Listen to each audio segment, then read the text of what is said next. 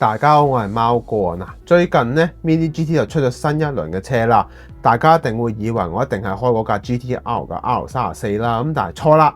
喺佢開之前咧，我發現咗一部好特別嘅車啦，一部漫畫風格嘅車，一部 Huracan 嘅林寶堅尼嘅。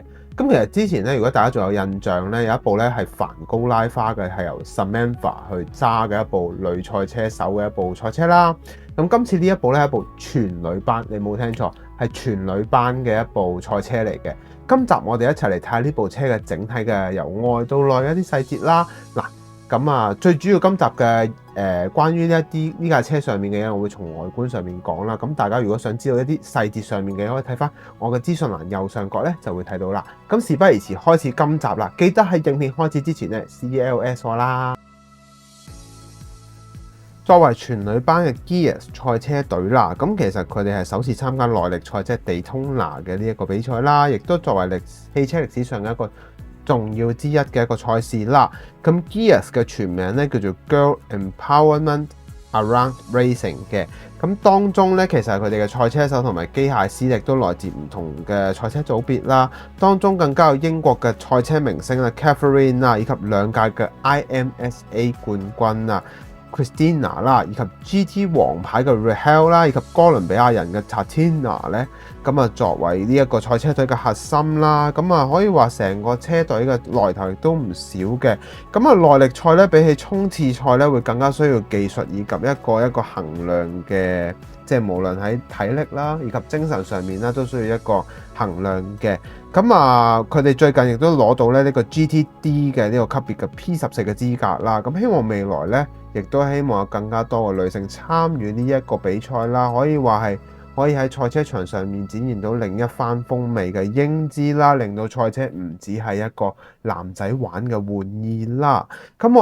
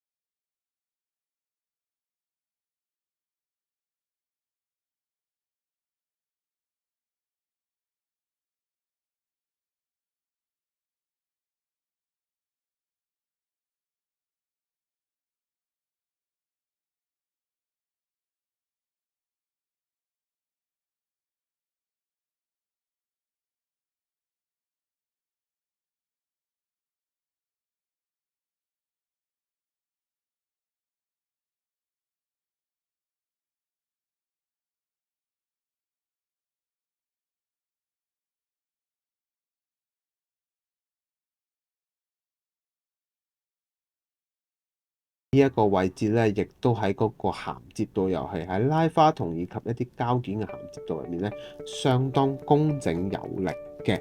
咁嗱，沙板嘅部分亦都講少少啦。見到林寶堅尼亦都融入咗一個爆花嘅設計咧，非常之特別嘅一款車嚟嘅。咁好啦，我哋講完個車頭部分，講下車側嘅部分啦。好啦，嚟到車側嘅部分啦，咁第一時間其實咧，我會發現一樣好特別嘅嘢，就係個車頂部分嘅設計啦。大家會見到咧，其實會有唔同嘅呢啲國旗啦，咁以及一啲上面一啲字，其實呢啲係咩嚟嘅咧？其實呢啲咧係啱啱我有講過幾位賽車手嘅拉花啦，點樣用咗啲漫畫字體，加上一啲我叫做線條嘅表達啦、波點啦，以及成個感覺咧非常之有漫畫風格嘅，點樣可以融入成個設計咧？咁Andy 佢哋呢一間公司係功不可沒嘅。咁第二點啦，成架車上面咧，其實 pop art 嘅最主要即係波普藝術啦，最主要嘅部分咧，當然就係車身上面嘅一啲波點啦。無論喺大細以及一啲控制上面咧，亦都恰當好處嘅。尤其咧，大家會見到好得意嘅，例如林寶堅尼嘅拉花啦、GTT 嘅組別啦，以及一啲贊助商嘅拉花咧，亦都係融入咗喺入面嘅。講少少關於呢個 logo，其實開頭我揾呢部車咧，我都會諗呢一架車其實係一啲咩嚟嘅咧？有啲咩贊助商咧？又俾我揾到喎。呢一間係佛羅里達州嘅一個安全委員會，你當香港嘅超巨型嘅一個職安健嘅一間公司，一個冷知識啦。咁大家可以了解下。另外一點咧就係呢個LED 嘅顯示面板啦，呢一度亦都有細節咁保留嘅。最後一樣嘢喺玻璃窗嘅後面一個小尾窗嘅部分咧，每一條痕嘅一個細節位置咧，亦都深度去刻畫翻嘅。咁最後一樣嘢啦，咁其實咧兩部車咧，大家可以從呢一個角度會望到，一邊係橙色，一邊係一邊橙色一邊黃色嘅。嚟到呢一邊咧，直頭係有唔同嘅感覺啦，而且更加有好多關於 Gears 嘅一個設計元素喺入面啦。呢度都會見得非常之清楚嘅，所以咧你從唔同嘅角度睇咧，都非常之特別嘅，好有新鮮感嘅感覺嘅。咁好啦，我哋講完車側，又講下車尾嘅部分啦。好啦，另一點咧，基於佢車尾嘅尾部位置咧，因為較大面積呈現咗唔同顏色嘅色塊咧個波點啦，咁其實由橙啦、粉紅啦，以及一個黃色嘅一個感覺嘅。咁其實呢架車咧，成個感覺睇落去咧，非常之有一個立體度啦，以及成架車嘅整體感覺咧，就算你點樣睇咧，佢都係非常之新鮮嘅感覺啦。最後一樣嘢，定風翼嘅位置啦，亦都用上咗一啲漫畫字體，即係 Gear Racing Programs 嘅呢個圖案啦。每一邊咧，大家會見到其實咧，佢呢個咧亦都用上咗一個綠色啦。呢一邊亦都係有一啲唔同嘅設計上面啦。咁其實咧，整體嚟講咧，非常之色彩繽紛嘅一款車嚟嘅。咁我內籠嘅支架部分咧，會輕描淡寫一下，因為其實咧最主要即係都配合翻成個主題啦。好啦，我哋講下車尾嘅部分。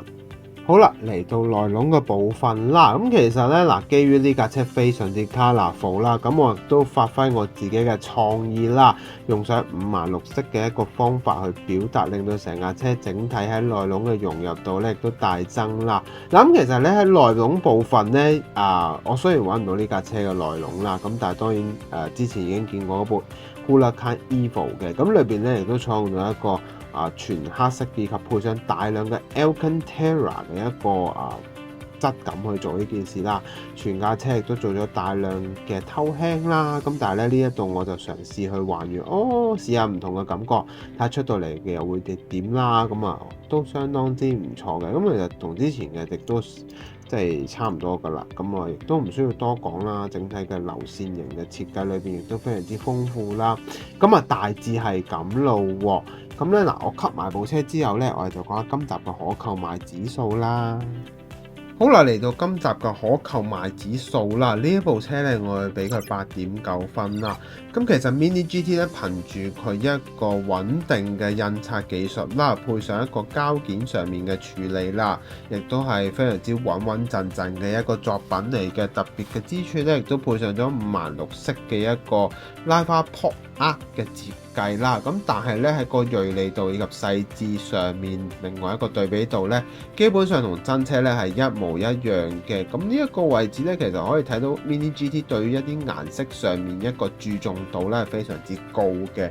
咁啊，最後一樣嘢啦，咁啊，其後希望佢亦都為一啲女性嘅一啲賽車咧帶來一啲新嘅發展啦，推出唔同嘅款式啦。咁好啦，我哋去做總結啦。